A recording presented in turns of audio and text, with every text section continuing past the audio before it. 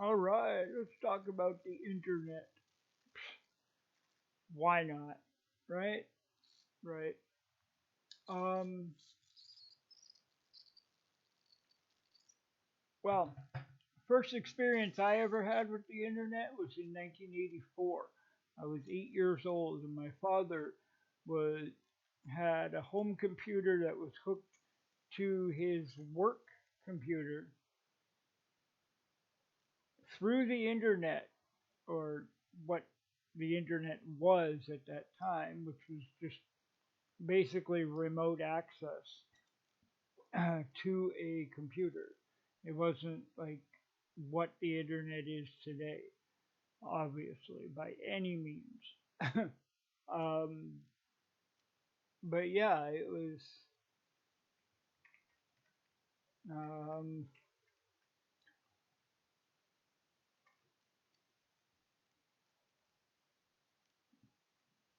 yeah, it was kind of. Let's see here. According to Wikipedia,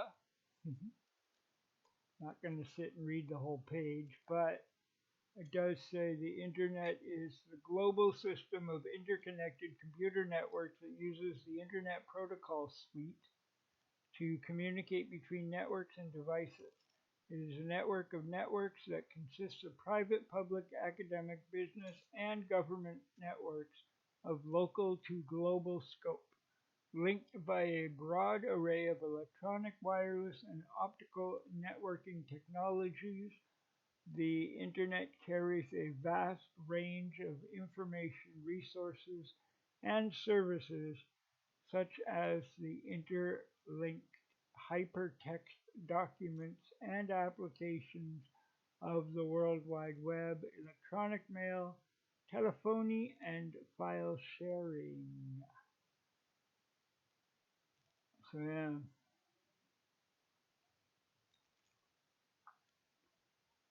The history of the internet has its origin in the information theory and the efforts of scientists and engineers to build and interconnect computer networks.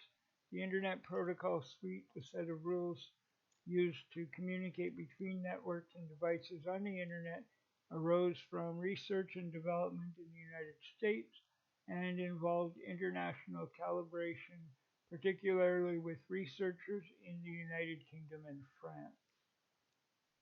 Computer science was an emerging discipline in the late 1950s. See, the internet's been around for a long time. It's just that not everybody knows that.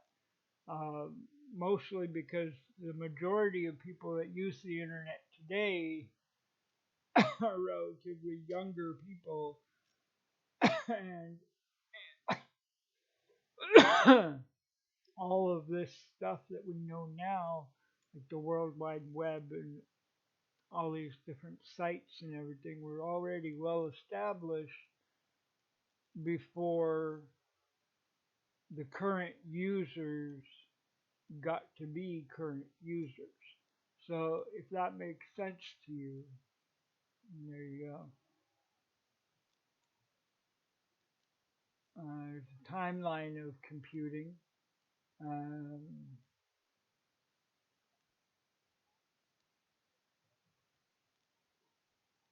let's see, 1980 to 1989.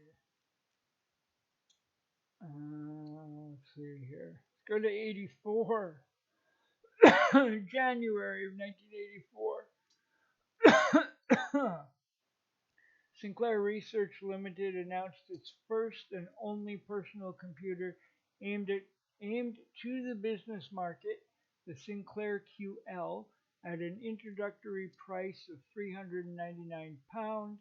The machine was based on the 68008 CPU of Motorola, the low-cost version of Motorola 68000 with 8-bit external bus. The QL abbreviation of Quantum Leap. Hmm, really? Did not become a market success. because of quality issues of the first series and due to the microdrive used as a storage medium instead of the much more reliable floppy disks. Its development and production later caused serious financial difficulties for the company. In the US, Apple Macintosh released, based on the 8 megahertz version of the Motorola 68,000 processor. The 68,000 can address 16 megabytes of RAM, a noticeable improvement over Intel's 8088, 8086 family. However, the Apple achieved zero point 0.7 MIPS and originally came with just 128 KB of RAM. Kilobytes. Holy crap. That's small. It came fitted with a monochrome monitor and was the first successful mouse-driven computer with a graphical user interface. The Macintosh included many of the Lisa's features at a much lower price of $2,500. Applications that came as part of the package included Mac Paint, which made use of the mouse, and Mac Write, which demonstrated WYSIWYG, what you see is what you get, word processing. In May, in the US, Hewlett Packard released the immensely popular LaserJet printer. By 1993, they had sold over 10 million LaserJet printers and over 20 million printers overall. HP were also pioneering inkjet technology. June in the UK, Amstrad CPC was introduced first in Britain, later in other European markets as well. The machine was based on the popular 8-bit Z80 CPU, the main board, i.e. the computer itself, and the cassette recorder, the dictator, or data recorder, were both integrated in the keyboard. Holy crap. The CPU, oh, I can't talk. Anyway,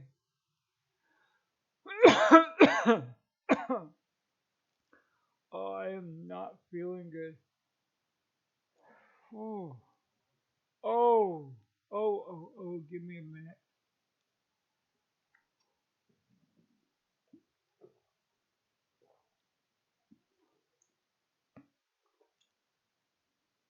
My mama said there'd be days like this.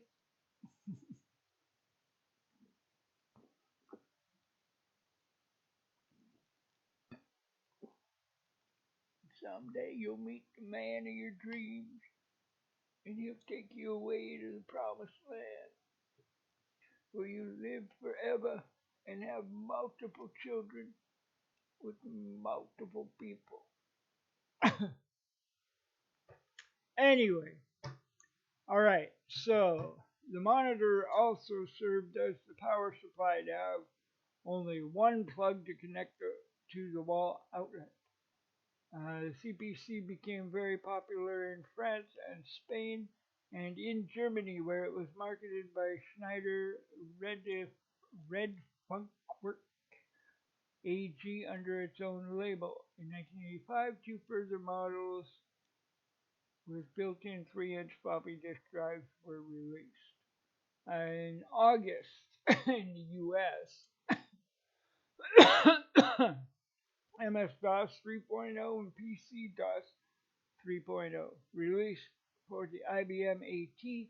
It supported larger hard disks as well as high-density 1.2 megabyte 5.25-inch floppy disks. Wow. September, US, Apple released 512 KB version of the Macintosh known as the Fat Mac. And the end of 1984 in the US, Compaq started the development of the IDE interface. This standard was designed specifically for the IBM PC and can achieve high data transfer rates through a 1:1 interleave factor, 1:1 scale interleave factor, and caching by the actual disk controller. The bottleneck is often the old AT bus, and the drive may read data far quicker than the bus can accept it. So the cache is used as a buffer. Theoretically, 1 megabyte per second is possible, but 700 KB per second is perhaps more typical of such drives.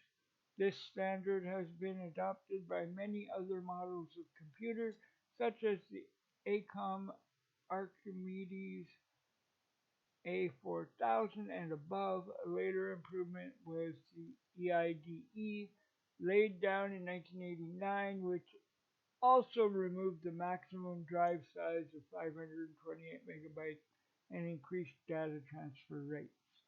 Uh, and also in the US, Turbo Pascal, introduced by Borland, and Motorola released the 6820 processor. Anyway,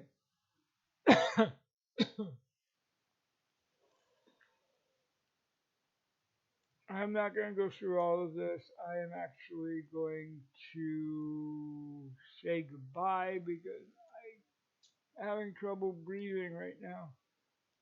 This goes up to 1989. Oh yeah, it's the 80s. That's why. Duh.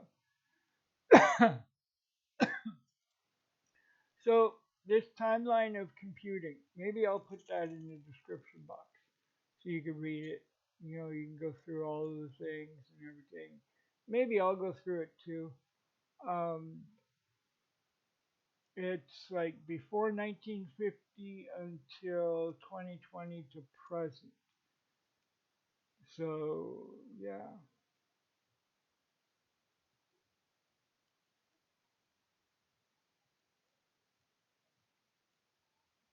yeah,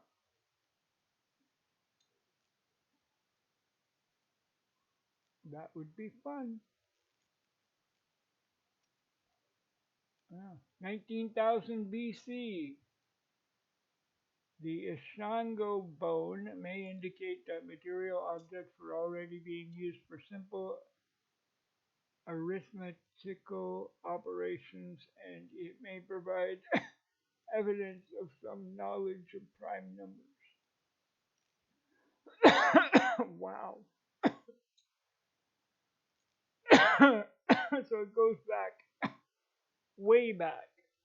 So this is going to be some pretty good reading, I think. Yeah.